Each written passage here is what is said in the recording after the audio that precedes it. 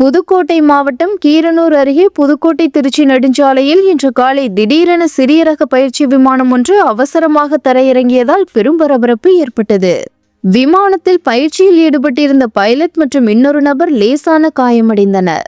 விமானத்தின் முன்பகுதி சேதமடைந்ததால் தொழில்நுட்ப கோளாறு ஏற்பட்டு இந்த அவசர தரையிறக்கம் நடந்ததாக முதற்கட்ட தகவல்கள் தெரிவிக்கின்றன.